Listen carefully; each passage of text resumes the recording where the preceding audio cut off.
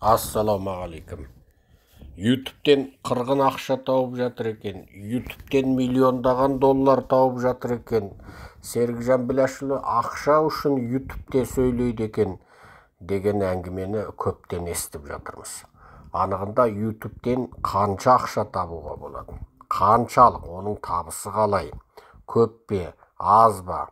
Енді осы туралы сіздерге түсіндірме бере кетейік. Біріншісі, міне біздің Атажұрт каналына кіріңіздер.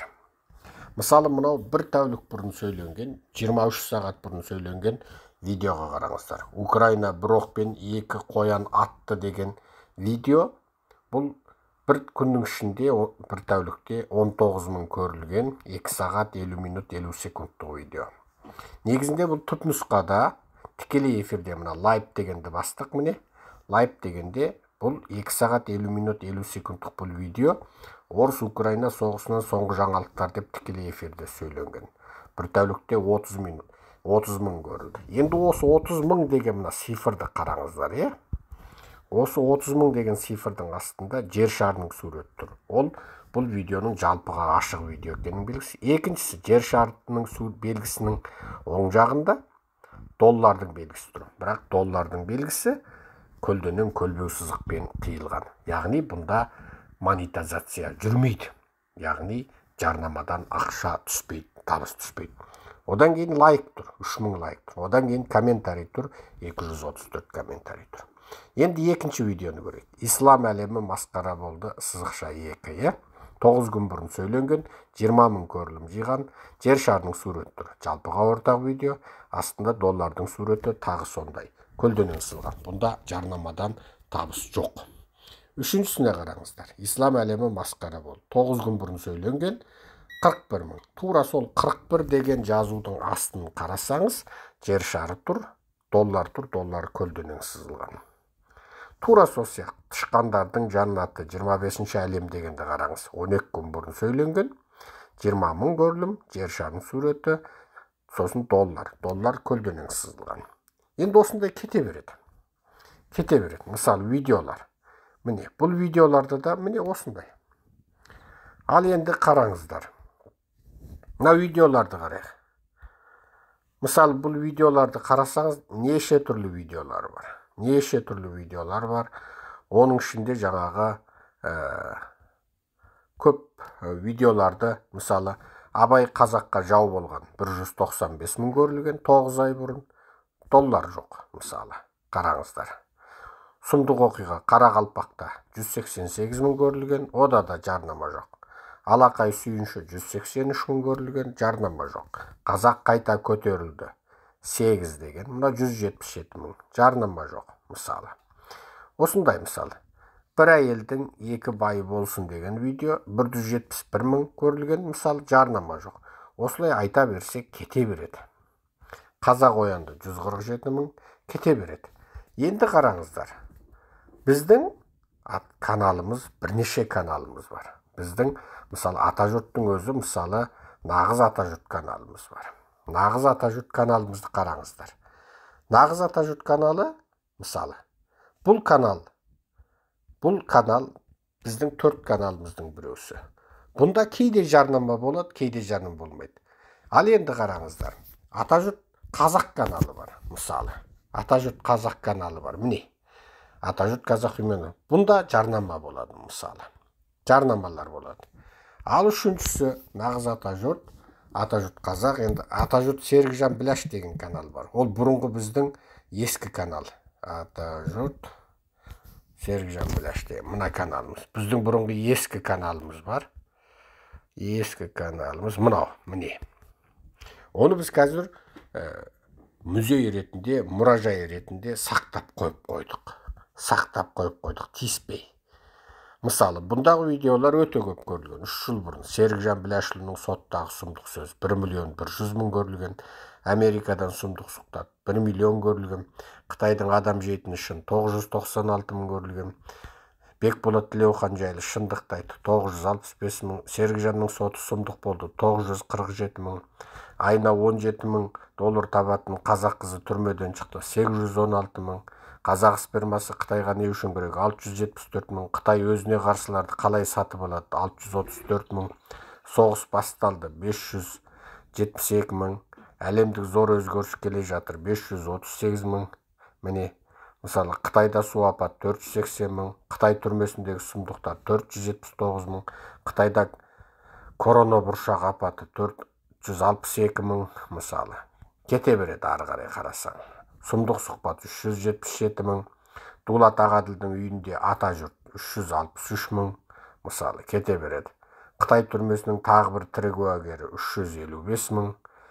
Міне, ажыраспасаң өлтіреміз, ажырассаң үй береміз деген 348 мың. Қытай түрмесінен шыққан қазақ 325 мың. Бұл каналымызда жарнама болды. Бірақ бұл канал былтыр июньнің 25-і, 2021 июньнің 25-і жабылып, басы бүтін жойылып, 3 күннен кейін бүкіл дүние жүзіндегі 400-ден артық медиа жабыла шулап жазып, Нұразаттықтан басқа. Бүкіл дүние жүзі көтеріп, саясаткерлерге дейін дабыл қағып, нәтижесінде 3 күннен кейін YouTube кешірім сұрап, каналды қалпына келтіріп берді. Екінші бір LBRY деген YouTube-пен параллель платформа, ол бізге тегін бүкіл ақпаратымызды сақтап берді. Қазірге дейін сол платформада ақпаратымыз тұр. Енді сіздерге айтайық. Біздің қазіргі жүргізіп отырған ата жұрт каналымызда, мысалы, біздегі жарнама жоқ. Жарнама жоқ. Міне, ешқандай жарнама жоқ. Ешқандай жарнама қоймаймыз. Ешқандай жарнама қоймаймыз. Ақпараттық шолуларымыз. Сосын көп жұрт қазір мына видеода, мысалы, видео дегенге кірсеңіз, түсіріліп, алдын ала жолданған видео салынады. Екінші, шортстарға, мына қалың қысқа видеолар салынады. Міне, қысқа видеолар, 30 секундтық, 40 секундтық қысқа видеолар салынады. Содан кейін лайвқа менің тікелей эфирлерім салынады. Тек қана тікелей эфир. Осыны жұрт білуі керек. Сенің видеоларыңды көрмей қалдық дейді. Мына соңғы кезде YouTube біраз өзгеріс жасап жатыр, реформа жасап жатыр. Тікелей эфирлер лайвта тұрады, видеоларда жаңағы күні бұрын түсіріліп, артынан жүктелген видеолар тұрады. Лайвқа кіріп тікелей видеоны көресіздер, шортсқа кіріп қысқа видеоларды көресіздер, ал видеос дегенге кіріп, алдын ала түсіріліп, сосын жүктелген видеоларды көресіздер. Сосын мына жерде тағы көп жүр білмейді. Мына community деген бар. Мына қараңыз, home, videos, shorts, community деген. Бұл community дегенде кәдімгі Facebook сияқты жазуға болады. Міне, мақаладарды саламыз, міне, суреттерді саламыз, міне, скриншоттарды саламыз, қазақша жазылған мақалаларымызды саламыз, міне. Немесе басқа видеолардың сілтемесін саламыз, міне. Көрдіңіздер ме? Енді бұндай каналдар көп, мысалы. Міне, Бостандық каналы бар, міне, бізде көп салатын каналдардың біреусі. Одан кейін Қарашық каналы бар, мысалы, бізде көп салатын каналдардың біреусі. Одан кейін міне жерде Саясат каналы бар, міне, бізде көп салатын каналдардың біреуі. Одан кейін Қазақия каналы бар, мысалы, бізде көп салатын каналдардың біреуі. Міне, ал енді сол сияқты тағы қандай Жарқын жеті каналы бар екен, мысалы, міне, бізде көп салатын каналдардың біреуі, мысалы, міне. Бұл жігіт соңғы кезде тым белсенді болмай жүр, бірақ одан бұрын өте көп салатын. Шорт видеоларда керемет көріледі бұл жігіттің, мысалы, міне, 50 мың, 145 мың, 217 мың, 170 мың, 247 мың, 337 мың, 213 мың, 469 мың, мысалы, қарасаңыз, шорт видеолар, 217 мың, керемет көріледі бұл жігіттікі де. Мысалы, мына видеолар дегенне салсаңыз, мысалы, видеостың ішінде popular 337 мың, 211 мың, 174 мың, 167 мың. Енді менің айтайын дегенім, біздің каналымызда жарнама жоқ. Мысалы, мен өз басым, мына Атажұрт Қазақ Human Rights ақш каналында жарнама қоймаймын. Тікелей эфирді жүргізіп отырам, сонда жарнама қоймаймын. Сондықтан мынау Серікжан жарнамадан табыс табу үшін сөйлейді екен. Бұл немене жанын жегідей жеп, түн ұйқысын 4 бөліп, сағат лекция сөйлейді. ол ютубтен қырғын ақша тауып жатыр екен деп, айдаладағы ана 10 бәлемін километрдің ар жағында жатқан менің қалтамдағы ақшамды санайтын қазақтар бар екен. Енді бұл былайша айтқанда мына YouTube, Facebook, әлеуметтік желі туралы білмейтін қараңғылау адамдардың сөзі. Жарнамадан табыс тауып отырған біз емеспіз. Бізде міне тұтасымен көрсеттік, ешқайсысында міне жарнама жоқ. Ал YouTube көріп отырғаныңызда жарнама шыға келетін каналдар бар. Ол жаңағы біз көрсеткен Қазақия, Жарқын жеті, Саясат, Қарашық, Бостандық, тағы көп каналдар бар. Мен қазір атын бірден еске ала алмай отырмын. Өте көп каналдар бар. Керуен дейді, Қазақ баласы дей ма, өте көп каналдар бар. Сол каналдар, мысалы, жарнамадан табыс тауып отыр. Неге? Ол каналдардың иесінің кім екенін де білмеймін. Бірақ олар менің, көрдіңіздер ме? Жоғарыдағы мысалы мына видеом 2 сағат 50 минут 50 секунд. Оның ішінде деген кетті ақпарат. Солар соны 8 минут 10 минуттан бөліп салады. Тиісті суреттерін қояды. Мен қай тақырыпты айтсам, сол тақырыпқа қатысты деректерді тауып алып салады. Мысалы, Путин туралы айтсам, кем дегенде Путиннің суретін қояды. Соғыс туралы айтсам, соғыстағы ақпараттарды айтады. Мысалы, мынау енді мысалы ең қарапайым айтайын. Мысалы, Қазақия каналы қайсы күні мен өте маңызды бір ақпарат айттым. Тышқандардың әлемі деген. Сұмдық. Соңында барлығы мысалы. Мына қараңыздар, мынау сұмдық тышқандардың әлемі. 25-ші әлем деген әлемде үлкен бір ғылыми зерттеу туралы болады. Сол тышқандарға арнайы бір әлем жасап, 25-ші әлем деп атап, соны жасайды. Сол туралы мен бір тарихи дерек сөйледім. Мысалы, бұнда сол ғалымның аты жөніне дейін бәрін алып шығып көрсетеді, ғалымның суретін көрсетеді. Мен өзімнің оригинал лекциямда оны көрсеткен жоқпын. Бірақ атын айттым, ағылшынша аты бүйтіп аталады деп, ғалымның атын жаңағы CASG деп ағылшынша айтып беріп отырдым. Олар алдыда тауып соның бәрін жасап міне сұмдық, соңына барлығы өледі деген лекция қылып жасап шықты. Бұл лекция, 25-ші әлем туралы лекция, мысалы, әдемі жасаған монтаж. Енді бұлар осының бәрін істеді, ізденді, жасады. Мен оны сағаттап сөйлеймін. Мен сағаттап сөйлеп тастадым, мысалы, қараңыздар. Олар не бар одан 8 минуттығын алады. Менікін қараңыздар, мысалы, мен оны 25-ші әлем дегенде 1 сағат 3 минут 15 секунд сөйлеппін. Тышқандардың жаннаты 25-ші әлем. Бұнда ЛГБТ туралы сөйлеймін. Адамзат қоғамының қалай құлдырауға бара жатқан туралы сөйлеймін. Американың ғалымы тышқандарға мүлде бөлек бір әлем жасап беріп, 25 мәрте сынақ жасайды. Ең соңында тышқандардың қалай көгілдірлікке, қыз-текелікке кеткендігі айтылады. Тәжірибеде сол жасалып шыққан. Бұл дүние жүзі мойындатқан тәжірибе. Мен солай сөйледім. 1 сағат 3 минут 15 секунд. Ел оны 8 минут 10 минут қып қиып алады. Жаңағындай мен айтқан деректерге соның дәлелдерін, суреттерін, фотоларын қосады. Әдемі жасайды. Сондықтан олардың еңбегі бар. Олар жарнама қойып, оны таратып, әлеуметтік желіде таратып, WhatsApp, Telegramда таратып, каналының көрілімін жинап, еңбек етеді. Оны жай жасап қоя салмайды монтаж. Монтажның өзін бәлен сағат отырып еңбек етеді компьютер алдында. Сондықтан мен олардың жарнамадан табыс табуына мен қосылам. Және олардың кім екенін де білмеймін. Себебі менің барлық видеомда баспа құқы жоқ, копирайт жоқ, баспа құқы жоқ, патент жоқ.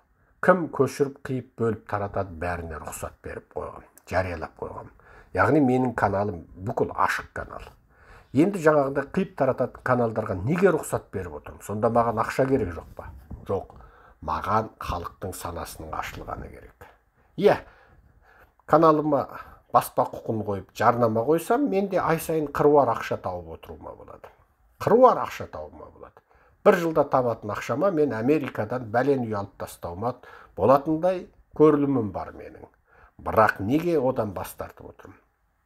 Мен блогер емеспін, ютубер емеспін. Менің мақсатым қазақты тарихи, нанымдық, саяси тұрғыдан қайтадан ағарту. Сондықтан мен басқалардың менің лекцияларымды қиып, кесіп, пішіп, өңдеп, өзгертіп, монтаждап, әдемілеп, әрлеп, кейде жаңағы бұқадай мұрындықсыз сөйрелерсің, бұл әнді бірің түзеп, бірің күзеп, бұқадай мұрындықсыз сөйрелерсің деп атақты Әсет ақын айтқандай, кейде қыңыр қисық тақырыптар қойып қояды, кейде бір сүйкімсіз тақырыптар қойып қояды. Қалай болмасын, бұны елге, жұртқа жеткізіп отырған сол жаңағы аты аталған каналдардың бәріне мен рұқсатымды беріп отырмын. Сосын менің лекциям жай ақпараттық лекция емес. Ойбай, Путин бәлен зымыран атты, Украинада түген қала қирады, ойбай, Германия түген танкі берді, Америка түген зымыран берді. Мен оны айтпаймын. Мен халықтың саяси, тарихи танымын өзгерткім келеді. Қазақты қайтадан ағартқым келеді. Күні кешегі алаш арыстары жасаған жұмысты жалғастырғым келеді.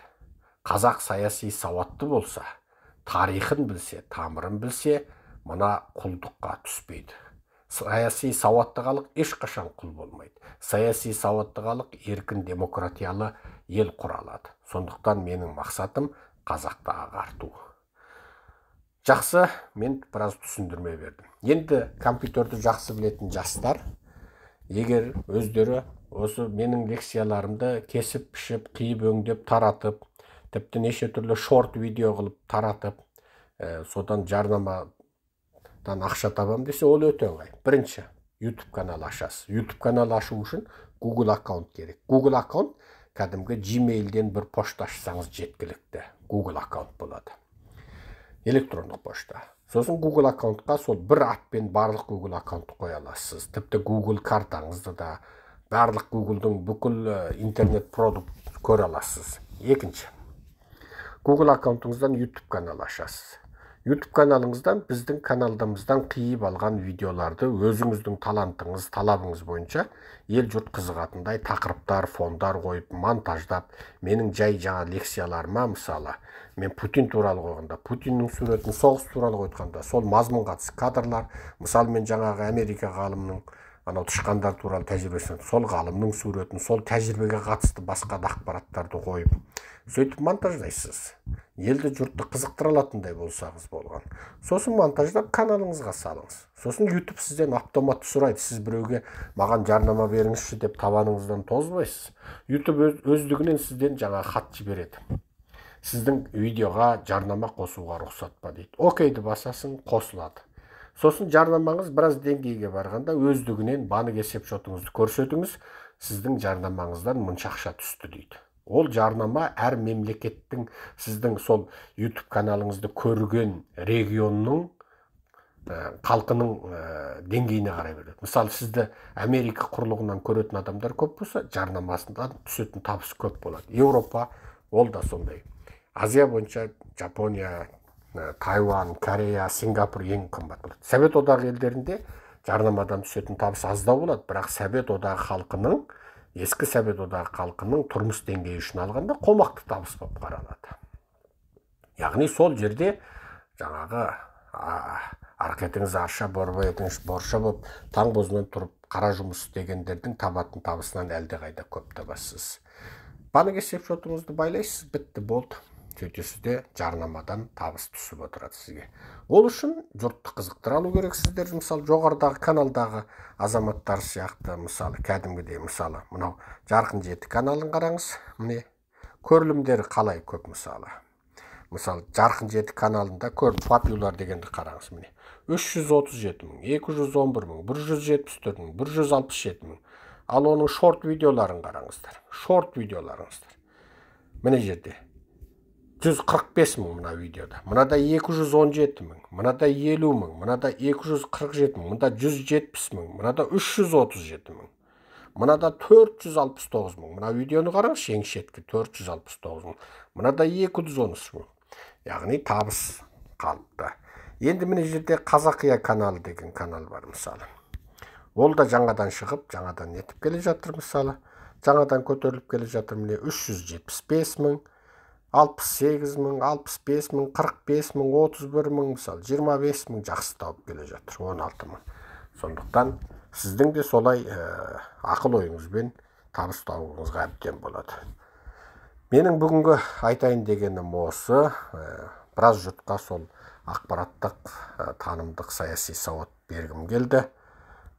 Енді анау жақтырмаған молданың демі сасық дейді. Ой, бұл сөйтіп сол үшін жүр, болмаса неменеге жанын жеп жүр дейді. Иә, көп көзі қарақты жұрт біледі. Неменеге жанымызды жеп жүрміз. Біз қазақты жақсылыққа жеткізсек деп алыстық. Анау қаншама кезде қазақтың басына қаншама қиындықтар болғанда алыстық. Жұлыстық. Ұстаспайтынмен ұстастық. Тау келсе сүздік, тас келсе шайнадық. Ұстаған жерде қолымыз, тістеген жерде тісіміз қалды. Басқан жерде ізіміз қалды. Осы жолда жалағада бәлеге де ұшырадық. Осы жолда бізді тұтқындады. Сот болды. Қанша мәрте сот болды. Тек қылмыстық соттың өзі 3 мәрте болды. Әкімшілік сотта қисап жоқ. Ал күні бүгінге дейін Қытай коммунистерінің Қазақстандағы жалдамалы жалақорлары күні бүгінге дейін бізге ұйымдасқан түрде жала жауып келеді. Ал Қазақстан ұлттық қауіпсіздік комитетінің ішіндегі Қытайға жұмыс істейтіндер менен мәскеушілдер, орысқа жұмыс істейтіндер күні бүгін бізге ұйымдасқан түрде жала жауып келеді. Бірақ біз не үшін жұмыс істедік? Осының бәріне бодау бердік, түрмесінде көрдік, сотында көрдік, басымызды қауып кеттік, ақшамыздан, банк есепшоттарымыз мұздатылды, мүлкімізді, байлығымызды тартып алды. Біз болмаса ішкеніміз алдымызда, ішпегеніміз артымызда, ырғын өмір сүріп жүрген, ешқандай қиналмаған, Құдай берген ақыл ойымызбен, парасатымызбен жақсы табыс тауып жүрген кәсіпкер жігіт едік. Неге осы жұмысқа кірістік? Қазақтың басына ең бір қиын күн туғанда үнсіз қала алмадық. Бізді осы күреске ұлттық намыс алып келді. Егер ел аман, жұрт тыныш болса, бізде баяғы тыныш өмірімізді сүретін едік. Осы күреске де біз бір жолда келген жоқпыз. Біз ту баста бір жылаған қазақтың көз жасын сүртейік дедік. Бір тірі жетімнің басынан сипайық дедік. Тірі жесірдің мұңын тыңдадық. Сөйтіп қаржылай көмек беріп бастадық бәріне. Бәріне қаржылай көмек беріп бастадық. Артынан шамамыз жете бермейтін болғасын жора жолдасты шақырдық. Артынан олардың да шамасын астын, мемлекет киліксін, мемлекет аралассын дедік. Қарасақ, мемлекет басы бүтін қазақтың жауы екен. Қазақ мемлекеті қазақтың жауы екен. Қазақ мемлекетінде құқы қорғалмайтын бір ғана халық бар екен, ол қазақ халқы екен. Енді қазақты ояту керек екен. Қазақты осы құлдықтан құтқару үшін алдымен оның санасын құлдық санадан арылту керек екен. Осы күреске сонымен түстік. Біз де бір жолда секіріп саяси сахнаға шыққан жоқпыз. Ту баста ешкіні апа, текені жезде деп бетегеден биік жусаннан аласа боп күресті бастадық. Тәжірибеміз жоқ, оны жұрттың бәрі біліп отыр. Бүкіл сол ақпаратымыз бүкіл каналдарда тұр, бүкіл әлем ақпаратында тұр. Қазір міне бүкіл әлемдік сахнада Google-ды жазып, Серікжан Біләшұлы деп Google-ден жазсаңыз, бүкіл әлемдік ірі медиаларда біз танымалмыз. Біріккен ұлттар ұйымы өзі бізді қылмыссыз деп жариялады. Міне. Сондықтан Америка Конгресі бізді босатуға тіке кірісті. Біз тұтқындалған кезде дүние жүзінде 40-тан артық адамдық құқық ұйымы тіке Қазақстанға қысым салды. Қаншама шетелдің ұйымдары, әкімшіліктері кірісті. Неге? Біз дүние жүзілік тақырыпты қозғадық. Адамдық құқық тақырыбын. Сондықтан мынау қазақтың жалпы компьютерден сауаты бар азаматтарын айтатынымыз, бәріміз іске кірісейік, қазақты оятайық. Қазақты оятатын қандай да бір дерек болса соны таратайық. Бәріміз ұлтты ояту жолында күресейік. Оянған ұлт құл болмайды. Саяси сауатты ұлт құл болмайды. Біз қазақ халқы шын мәнінде қазір құлмыз. Қазақстан деген фейк тәуелсіз ел. Шын мәнінде Путин басқарып отыр. Тоқаев Путиннің да, Қытайдың да құлы. Қазақ дәл қазір бодандықтың қамытын киіп отырған ел. Ендеше қазақты оятайық. Баршаларыңызға сәлем, құрметпен Серікжан Біләшұлы.